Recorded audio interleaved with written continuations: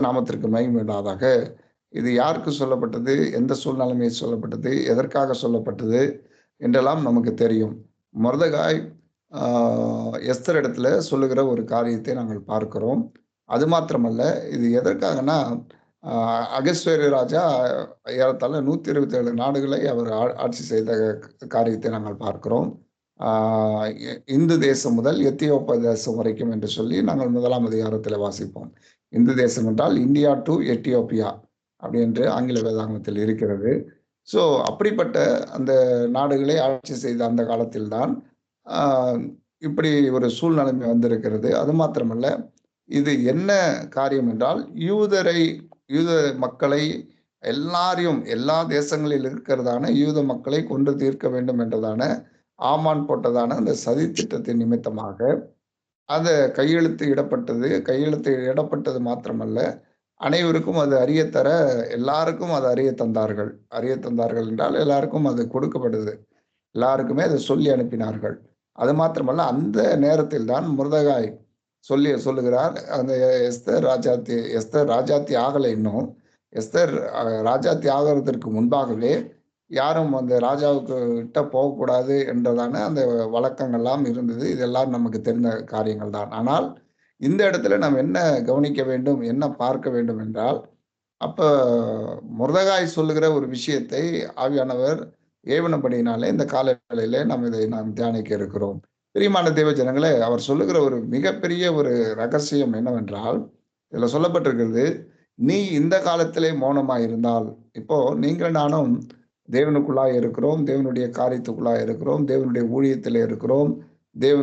தேவனை நன்கு அறிந்திருக்கிறோம். ஆனால் this is the time to breach the gospel. நீங்களும் நானும் தேவனுடைய சுவிசேஷத்தை அறிந்த நீங்களும் நானும், தேவனை அறிந்த நீங்களும் நானும், தேவனை தேடுகிற நீங்களும் நானும், தேவனை நமக்கு சொந்தமாக நாம் கொண்டிருக்கிற அவருடைய பிள்ளைகளாய் இருக்கிற நீங்களும் நானும், இப்படிப்பட்ட காலத்திலே மௌனமாய் இருக்கக்கூடாது என்பதற்காக ஆண்டவர் இந்த கால வேளையிலே ஒரு எச்சரிப்பின் சத்தமாக அல்லது ஒரு அறைகூவலாக நமக்கு சொல்லிக் கொடுக்கிற ஒரு காரியமாக இருக்கிறது. ஆகையினால்தான் இந்த வசனத்தை நாம் தியானிக்க இருக்கிறோம். பிரியமான தேவ ஜனங்களே, மிக தெள்ளத் தெளிவாக எஸ்தர்கிட்ட சொல்லி முதல்ல சொல்லி அனுப்பும்போது இல்லன்னு அவங்க மறுத்து அனுப்பிச்சுட்டாங்க. நான் முடியாதுன்னா என்ன? போனா என்ன இது பண்ணிடுவாங்க.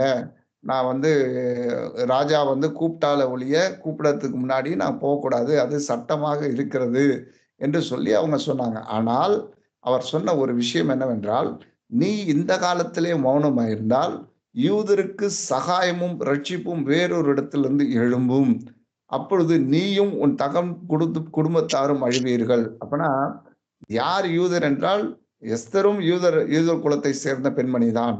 எஸ்தரும் யூத குலத்தை சேர்ந்த பெண்மணியா இருக்கிறபடினாலே, நீயும் உனக்கு மாத்திரமல்ல, அது யூதா தேசத்துக்கு மாத்திரமல்ல, யூதா தேசத்திலே வாழுகிற மக்களுக்கு மாத்திரமல்ல, அல்லது இந்த நாட்டிலே வாழுகிற மக்களுக்கு மாத்திரமல்ல, அனைத்து மக்களுமாய் இருக்கிற யூத குலத்துக்கே இது பெரிய ஒரு பாதகமாய் முடியும். அது மாத்திரமல்ல, அப்படி ஒரு வேளை வந்தால், இந்த காரியம், இந்த அழிவு யாருக்கும் ஏற்படும் என்றால், உனக்கும், உன்னுடைய தகப்பன் குடும்பத்தாருக்கும், நம்முடைய எல்லா இனத்தாருக்கும் இப்படிப்பட்டதான அழிவு நேரிடும். ஆகினாலே, நீ இப்படிப்பட்ட காலத்துக்கு உதவியாய் இருக்கும்படி நன்றாக விளங்கிக் கொள்ளுமாறு நான் தாழ்மையோடு கேட்டுக்கொள்கிறேன். தயவு செய்து கவனியுங்கள். நீ இப்படிப்பட்ட காலத்துக்கு உதவியாய் இருக்கும்படி, எப்படிப்பட்ட காலத்துக்கு? அழிவிலிருந்து மீட்பதற்காக. அழிவிலிருந்து மீட்பதற்காகனா, எல்லாம் கொலையுண்டு சாகப் போகிற அந்த தருவாயில, அழிக்கப்பட போகிறதான அந்த தருவாயில, யூத மக்களை காப்பதற்காக, அந்த யூத குலத்தை காப்பதற்காக, அல்லது யூத வம்சத்தை காப்பதற்காக, யூதாவில் மாத்திரம் அவங்க இல்ல, உலகமெங்கிலும், அதாவது அந்த 127 நாடுகள்ல இருக்கிறதான எல்லா அவருடைய கட்டுப்பாட்டுகள், அகஸ்வேர ராஜாவுடைய கட்டுப்பாட்டுக்குள் இருந்ததான அனைத்து நாடுகளிலும் உள்ள யூத மக்களை காப்பாற்றுவதற்காகத்தான் ஆண்டவர் உன்னை எங்கே அனுப்பி இருக்கிறார். நன்றாக கவனிக்குமா, கேளுங்க. எதற்காக நம்மை ஆண்டவர் தெரிந்தெடுத்திருக்கிறார்னா, நமக்கு நாம் ஆசீர்வாதமாய் இருப்பதற்காக. ஆண்டவர் சொல்லி இருக்கிறார், இஸ்ரவேலை ஆசீர்வதிப்பதுதான் கர்த்தருக்கு பிரியம் என்று தேவன் சொல்லி இருக்கிறார். அதுல எந்த மாற்று கருத்தும் இல்லை. ஆனால் ஆண்டவர் எதற்காக நம்மை ஆசீர்வதித்திருக்கிறார்?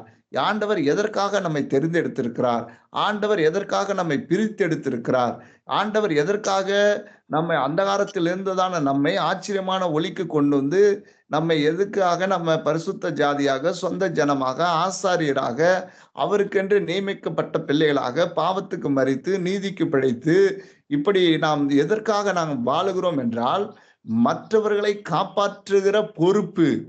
ஆமென். காப்பாற்றுகிற பொறுப்பு, மற்றவர்களை அழிவிலிருந்து மீட்டெடுக்கிறதான பொறுப்பு. அந்த பொறுப்பு அதனை கர்த்தர் உங்கள் கையில, என் கையில தந்திருக்கிறார் என்று சொல்லுகிறவங்க மாத்திரம் ஒரு அல்லேலூயா சொல்லுமா இருக்கிறீங்களா? அல்லேலூயா. தேவன் என் கையில Hallelujah. தந்திருக்கிறார். நம்முடைய Hallelujah. ஒவ்வொரு கையிலும் அழிந்து போகிறதான ஆத்துமாக்களை மீட்டெடுக்கிறதான பொறுப்பு, அந்த அந்த பொறுப்பை கர்த்தர் தந்திருக்கிறார். கர்த்தர் தந்த பொறுப்பதனை நீங்களும் நானும் அதை உணர்ந்தவர்களாக நீங்களும் நானும் செயல்பட வேண்டிய காலம் இது. ஆகையினால்தான் நாம் வேதத்திலே வாசிக்கிறோம், அந்த எல்லா நாட்களிலும் எல்லா நேரங்களிலும் காலத்தை ஆதாயப்படுத்துகிறவர்களாக, காலத்தை பிரயோஜனப்படுத்துகிறவர்களாக, we are standing in the neck of the movement. நீங்களும் நானும் கர்த்தருடைய பரிசுத்த நாமத்திற்கு மகிமை உண்டாதாக. My dear beloved sister and brothers and pastors and முதியவர்களாக இருந்தாலும் சரி, சிறியவர்களாக இருந்தாலும், அது யாருக்கா இருந்தாலும் சரி, அந்த பொறுப்பை கர்த்தர் நமக்கு தந்திருக்கிறார். நம்மை நம்பி, நம்மை நம்பி, நம்மை நம்பி, நான் மீண்டும் மீண்டுமாய் சொல்லுகிறேன், ஆவியானவர் உணர்த்துறபடினாலே, நம்மை நம்பி கர்த்தர் ஒரு பொறுப்பை தந்திருக்கிறார். ஒரு ஆவியானவர் நமக்கு கொடுத்ததான அந்த பொறுப்பை உணர்ந்தவர்களாக, ரட்சிக்க கூடாதபடிக்கு அவருடைய கை குறுகி போகல. பிரியமான தேவ ஜனங்களே, இன்றைக்கு காலைல சங்கீத வாசிக்கும் போது எனக்கு ரொம்ப மிகவும் சந்தோஷமா இருந்தது. ஏனென்றால் நம்ம சங்கீதத்துல வாசிச்சோம். சங்கீதத்துல என்ன வாசிச்சோம்? கர்த்தர் தமது ரட்சிப்பை பிரஸ்தாபமாக்கி தமது நீதியை ஜாதிகளுடைய கண்களுக்கு முன்பாக விளங்க பண்ணினார்.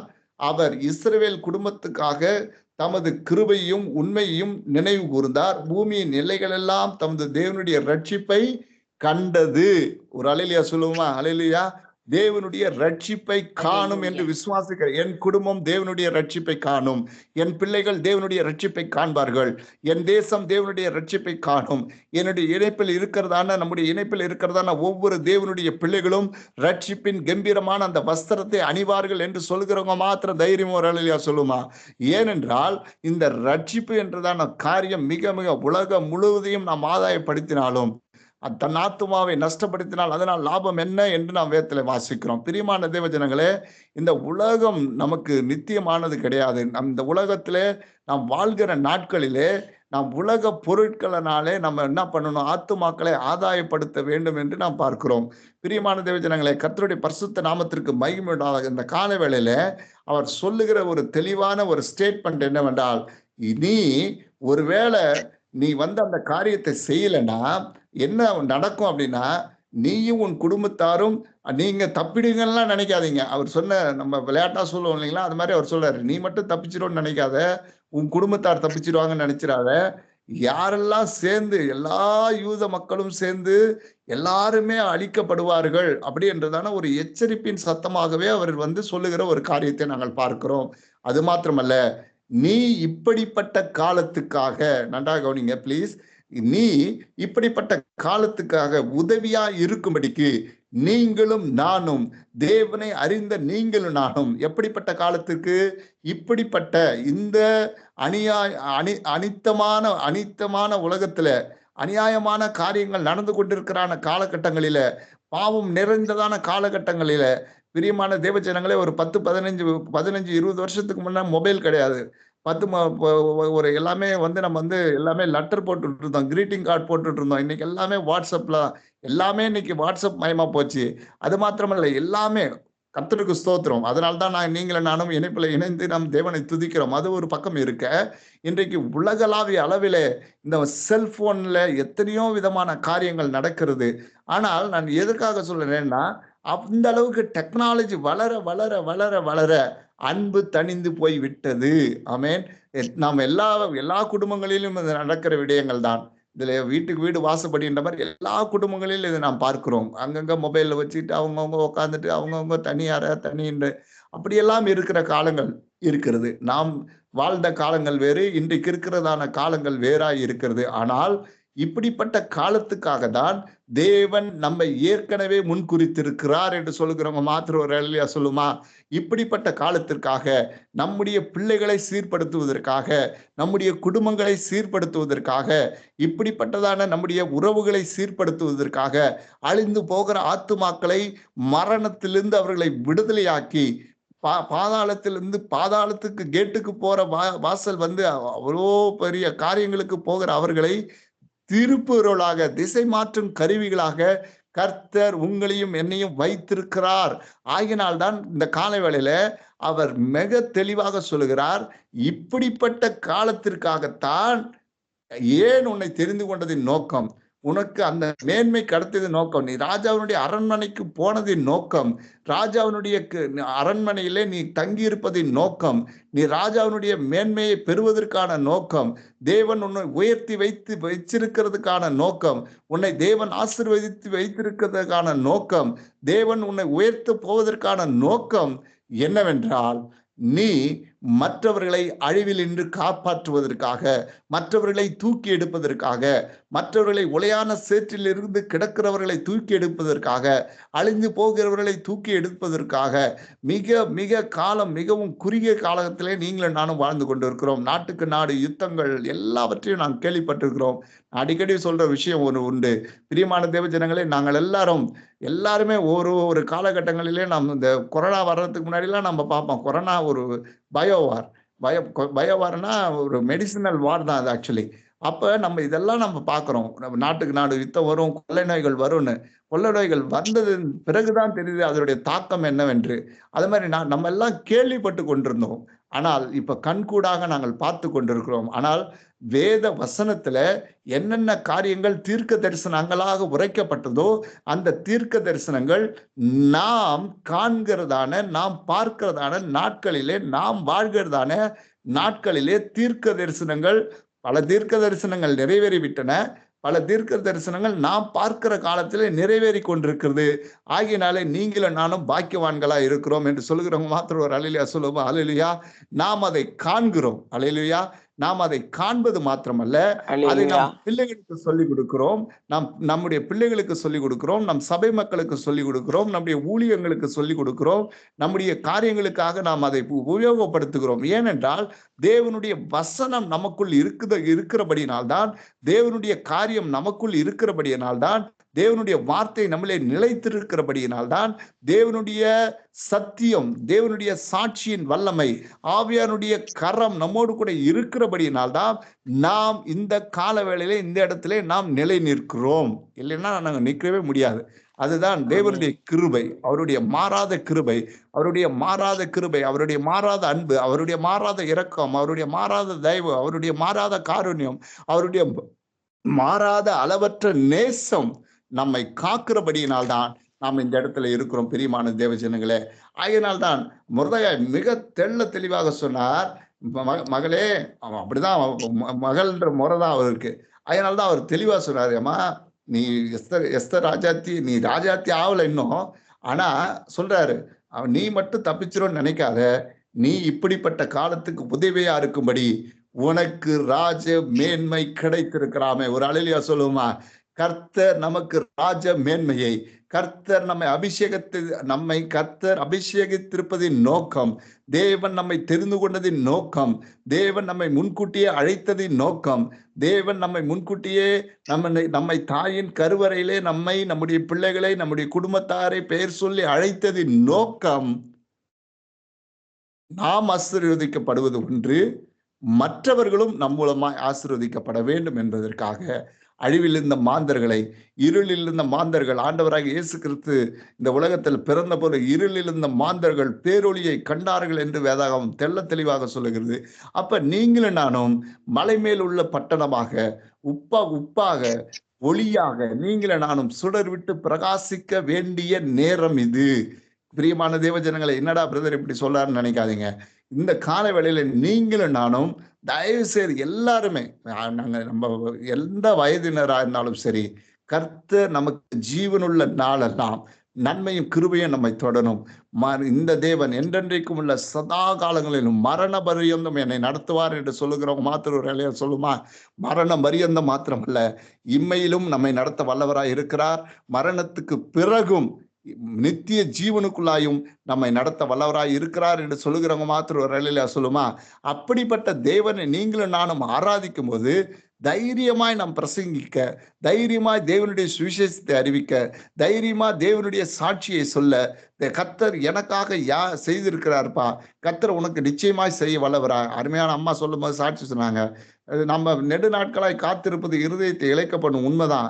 ஆனா சில வேளைகள்ல கால தாமதம் ஆகும் பொழுது கர்த்தர் அதிலையும் ஒரு நன்மை வைத்திருப்பார். அல்லேலூயா.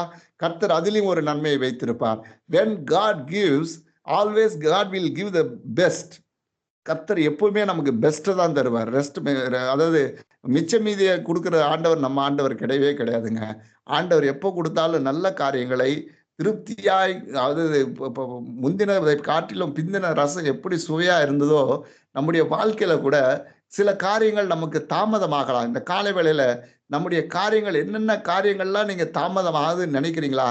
கர்த்தர் அந்த காரியத்துல ஒரு பெரிய அற்புதத்தை என்னுடைய வாழ்க்கையில, என் பிள்ளைகளுடைய வாழ்க்கையில, என்னுடைய குடும்பத்துல, என்னுடைய கணவனுடைய வாழ்க்கையில, எல்லா காரியங்களிலும் கர்த்தர் ஒரு பெரிய காரியத்தை, ஒரு புதிய அற்புதத்தை, ஒரு புதிய காரியத்தை கர்த்தர் செய்வார் என்று சொல்லுகிறவங்க மாத்திரம் தைரியமா ஒரு வேளையில சொல்லுமா? தாமதித்தாலும் அதற்காக காத்திரு, அது இனி தாமதிப்பதில்லை. ஹல்லேலூயா. கர்த்தர் அப்படிப்பட்ட நல்ல தேவனாய் இருக்கிறார், நம்மோடு கூட இருக்கிறவராகவே இருக்கிறார். நாம் நினைக்கிறோம் சில வேளைகள்ல அவர் அனாதி தேவனாய் இருக்கிறார். ஆமேன். நம்ம சில வேளைகள்ல நம்ம நினைக்கிறோம் தாமதமாகுது என்று சொல்லி நாம் நினைக்கும் பொழுது அது நமக்கு கடினமாகத்தான் இருக்கிறது. ஒருவேளை என்னையும் சேர்த்து தான் சொல்றேன், பிரசங்கிக்கிற நானும் அடியே என்னையும் சேர்த்து தான் சொல்றேன். சில வேளைகள்ல பலவீனங்கள் வரும்போது, சோர்வுகள் வரும்போது, அல்லது சில வேளைகள்ல ஏன் ஆண்டவரே இவ்வளவு லேட் ஆகுது இன்னுமா அப்படின்னு நம்ம கேள்விகள் நமக்குள்ளேயே நமக்கு கேட்டுக்கொள்றோம். ஆனா தேவனை கேட்க முடியாது, நம்ம கேட்டுக்கொள்றோம். நமக்குள்ளே நம்ம கேட்கிறோம். ஆனா கர்த்தர் சொல்றாரு, மகனே மகளே நீ கலங்காத, நீ எதிர்பார்த்திருக்கிற முடிவை நான் உனக்கு தருவேன். அது தீமைக்கு ஏதுவான முடிவுகள் அல்ல, அது சமாதானத்துக்கு ஏதுவான முடிவுகளாக அமையும். எப்பொழுது நீங்களும் நானும் கர்த்தருக்காக பக்தி வைராக்கியமாக இருக்கும் பொழுது. அது மாத்திரமல்ல, நான் சொல்லி முடிக்கிறேன், டைம் ஆயிடுச்சு. கர்த்தருடைய பரிசுத்த நாமத்திற்கு மகிமை உண்டாதாக. இப்படிப்பட்ட காரியத்திற்காக உதவியாய் இருக்கும்படி உனக்கு ராஜ மேன்மை கிடைத்திருக்கலாமே, யாருக்கு தெரியும் என்று சொல்ல சொன்னாரு. சொன்ன உடனே அந்த அம்மா என்ன பண்ணாங்க, மறுபடியும் போயிட்டு அவங்க சொன்னாங்க. அப்பொழுது எஸ்தர் மொர்தெகாய்க்கு மறுபடியும் சொல்ல சொன்னது, நீர் போய் சூசானில் இருக்கிற யூதரை எல்லாரும் கூடி வர செய்து 3 நாள் அல்லும் பகலும் புசியாமலும் குடியாமலும் இருந்து எனக்காக உபவாசம் பண்ணுங்கள், நானும் என் தாதிமாரும் உபவாசம் பண்ணுவோம். இவ்விதமா சட்டத்தை மீறி ராஜாவின் இடத்தில் பிரவேசிப்பேன். ஒரு அல்லேலூயா சொல்லுமா? நான் ராஜாவின் இடத்தில் சட்டத்தை மீறி என் தேவனுக்காக, தேவனுடைய பிள்ளைக்காக, தேவனை அழிந்து போகிற ஆத்துமாக்களுக்காக, அது எப்பேற்பட்ட சட்டமாய் இருந்தாலும், எப்பேற்பட்ட ஆட்சியாய் இருந்தாலும், எப்பேற்பட்ட கொடுங்கோலாய் இருந்தாலும், அதிலே தேவனுடைய ராஜ்யம் கட்டப்படுவதற்காக நான் சட்டத்தை மீறி ராஜாவின் இடத்துக்கு போவேன். ராஜாவினுடைய கண்களில் எனக்கு தயை கிடைக்கும் என்று சொல்லி அவங்க போனாங்க. ராஜாவினுடைய கண்களில் தயை கிடைத்தது மாத்திரமல்ல, அவங்க சொன்னாங்க பாருங்க, that's the very very she said on a very crystal clear point. தெளிவாக, மிக தெளிவாக சொன்னாங்க, நான் செத்தாலும் சாகிறேன். ஓரி பாபா ஷபாரி அந்தர் அழகரபா, நான் செத்தாலும் சாகிறேன். எத்தனை பேருக்கு நமக்கு அப்படிப்பட்ட ஒரு வைராக்கியம் இருக்குது. ஒரு பெண்மணி தான் இன்னைக்கு அநேக, நீங்க எல்லாருமே சகோதரிகள் இருக்கிறீங்க, அம்மாமார்கள் இருக்கிறீங்க, எல்லாம் பெண்களா இருக்கிறீங்க. அந்த அந்த எஸ்தரம்மா எவ்வளோ தைரியமா சொன்னாங்க பாருங்க, நான் செத்தாலும் சாகிறேன். அப்படிப்பட்ட வைராக்கியம், அப்படிப்பட்ட வீறு கொண்டு எழுகிற வீராங்கனைகளை கர்த்தர் தேடிக்கொண்டிருக்கிறார் திறப்பிலே நிற்பதற்காக. ஆமென். அப்படி நான் செத்தாலும் சாகிறேன் பரவாயில்ல அப்படின்னு சொல்லிட்டு அவங்க போனாங்க. ஆனா கர்த்தர் அவங்கள கைவிடல. ஆமென். அவங்க செத்தாலும் சாகிறேன்னு சொல்லிட்டு போனாங்க. அப்பொழுது மொர்தெகாய் புறப்பட்டு போய் எஸ்தர் தனக்கு கற்பித்தபடியெல்லாம் செய்தார் அப்படின்னு வேதாகம் சொல்லுது. பிரியமான தேவ ஜனங்களே, இதே போலதான் நம்ம வேதாகமத்துல ஒரே ஒரு காரியத்தை நான் சொல்லிட்டு முடிக்கிறேன். யோசேப்பு பார்க்கிறோம். யோசேப்பு ஆல்ரெடி அவர் சொல்றாரு பாருங்க, யோசேப்பு சொல்லும்போது சொல்றாரு, ஆதியாகமம் 45ஆம் அதிகாரம் 4ஆம் வசனம், 4ஆம் வசனத்துல சொல்றார். அப்பொழுது யோசேப்பு தன் சகோதரரை நோக்கி, என் கிட்ட வாருங்கள் என்றான். அவர்கள் கிட்ட போனார்கள். அப்பொழுது அவன், நீங்கள் எகிப்துக்கு போகிற இடத்தில் விற்று போட்ட உங்கள் சகோதரனாகிய யோசேப்பு நான் தான். என்னை இவ்விடத்தில் வரும்படி விற்று போட்டதினால் நீங்கள் சஞ்சலப்பட வேண்டாம். அது உங்களுக்கு விசனமாய் இருக்கவும் வேண்டாம். ஜீவரட்சணை செய்யும்படிக்கு தேவன் என்னை உங்களுக்கு முன்னே அனுப்பினார். கர்த்தருக்கு பரிசுத்த நாமத்திற்கு மகிமை உண்டாவதாக. இது நைட்டு ஃபுல்லா நான் தூங்கல.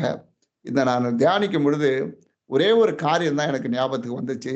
தயவு கூர்ந்து யாரும் தவறா நினைக்க வேண்டாம். இன்றைக்கு இலங்கை தேசத்திலிருந்து நீங்கள் எல்லாரும் பிரான்ஸ் மற்ற நாடுகள்ல இருக்கிறீங்க. கர்த்தர் உங்களை முன்னமே அங்க அனுப்பி வைத்திருக்கிறார். யாருக்காக என்றா, உங்களுடைய குடும்பத்திற்காக, உங்களை உங்களுடைய குடும்பத்திற்காக, அல்லது உங்களுடைய பிள்ளைகளுக்காக, அல்லது உங்களுடைய சொந்த பந்தங்கள் ரட்சிக்கப்படுவதற்காக, ஆண்டவர் உங்களுக்கு முன்னே போய் உங்களுக்கு ஆயத்தப்படுத்தி, உங்களுக்கு ஸ்தலத்தை ஆயத்தப்படுத்தி, உங்களுக்கு இடத்தை ஆயத்தப்படுத்தி, நம்ம நினைக்கிறோம் இதெல்லாம் ஒரு ஒரு ஒரு ஆக்சிடென்ட்ல போனோம் அப்படின்னு. ஆண்டவர் இதெல்லாம் ஏற்கனவே நீங்கள் குடியிருக்கும் எல்லைகளை கர்த்தர் திட்டவட்டமாய் அவர் குறித்து வைத்திருக்கிறார் என்று சொல்லுகிறவங்க மாத்திரம் ஒரு அல்லேலூயா சொல்லுமா? அல்லேலூயா. அப்படித்தான் நம்ம எல்லாம் ரட்சிக்கப்பட்டிருக்கிறோம். அப்படியேத்தான் நாங்கள் எல்லாம் ஒரு இடத்துல இருந்து நம்ம ஒரு இடத்துக்கு புலம்பெயர்ந்ததுனால தேவன் நம்மை கண்டுகொண்டது மாத்திரமல்ல, நம்ம ரட்சித்து மாத்திரமல்ல, அவர் சொல்றாரு, அழகா சொன்னாரு, நீங்க என்ன அனுப்பலப்பா, நீங்க என்ன துரத்திட்டீங்க, நீங்க என்ன வித்துட்டேன்னு நீங்க நினைக்காதீங்க. ஆண்டவர் நீங்க ஜீவரட்சணம் பண்ணுவதற்காக, ஆண்டவர் எகிப்து தேசத்துல என்ன கொண்டு வந்து முன்னாடியே வச்சு உங்களை வாழ வைப்பதற்காக, உங்களை ஆசீர்வதிப்பதற்காக, உங்களை நடத்துவதற்காக, உங்களை போஷிப்பதற்காக, பஞ்சத்திலே உங்களை ஆதரிப்பதற்காக, பஞ்சத்திலே நீங்கள் கஷ்டப்படுவதற்காக அல்ல, பஞ்சத்திலே நான் உங்களை ஆதரிப்பதற்காக, பஞ்சத்திலே நான் உங்களை போஷிப்பதற்காக கர்த்தர் என்னை இந்த இடத்திலே அனுப்பி என்னை அதிபதியாக வைத்திருக்கிறார் என்று சொல்லுகிறவங்க மாத்திரம் ஒரு அல்லேலூயா சொல்லுமா? இருக்கிறீங்களா? நான் விசுவாசிக்கிறேன். அந்த நோக்கத்திற்காக கர்த்தர் உங்களை ஒருவேளை அனுப்பி இருக்கலாம். ஆனா நாம் என்ன நினைக்கிறோம் என்பது முக்கியமல்ல. கர்த்தர் மற்றவர்களை மீட்டெடுப்பதற்காக, அழிந்து போகிறதான ஆத்துமாக்களுக்கு நீங்கள் நன்மை செய்வதற்காக, ஆண்டவராக இயேசு கிறிஸ்து இந்த பூ உலகத்துல எப்படி நன்மை செய்கிறவராக சுற்றி இருந்தாரோ, அதே போல நீங்களும் நானும் இருக்கிற நாள் மட்டில தேவனுக்காக வாழ்வோம். தேவனுடைய ராஜ்யத்தை கட்டுவதற்காக வாழ்வோம். நம்முடைய பிள்ளைகள் தேவனுடைய காரியத்திலே நிலை நிற்கும்படி அவர்களை நாம் உற்சாகப்படுத்துவோம், ஊக்குவிப்போம். நம்முடைய பிள்ளைகள் மாத்திரமல்ல, அழிந்து போகிற நம் கண்ணெதிரே பார்க்கிற யாரை பார்த்தாலும் தயவு கூர்ந்து ஜஸ்ட் சே த காஸ்பல். நீங்க தயவு கூர்ந்து யாரா இருந்தாலும் சரி, அவங்க கேட்கறாங்க கேட்கல, just tell them how love God loves you. ஆண்டவர் உங்களை நேசிக்கிறார்னு ஒரு வார்த்தை சொல்லுங்க போதும். let them become a follower of Christ. அவங்க தேவனுடைய ராஜ்யத்தின் பிள்ளைகளாய் மாறுவார்கள். தேவனுடைய திட்டத்திலே அவர்களும் வந்து சேர்வார்கள். தேவனண்டையிலே கிட்டி சேர்வதற்கு, ரட்சிக்கப்படுவதற்கு யாருக்கும் அவர் தடை பண்ணுகிறதே கிடையாது. இந்த கால வேளையில கர்த்தரை தேடுகிறவர்களுக்கு ஒரு நன்மையும் குறைபடாது. கர்த்தர் நம்மை தெரிந்தெடுத்திருக்கிறார். எதற்காக என்றால், நாம் மற்றவர்களுக்கு ஆசீர்வாதமான வாய்க்கால்களாய் இருப்பதற்காக, அழிந்து போகிற ஆத்துமாக்களை மீட்டெடுப்பதற்காக. கர்த்தர் தாமே இந்த வார்த்தைகளை ஆசீர்வதிப்பாராக. God bless you all.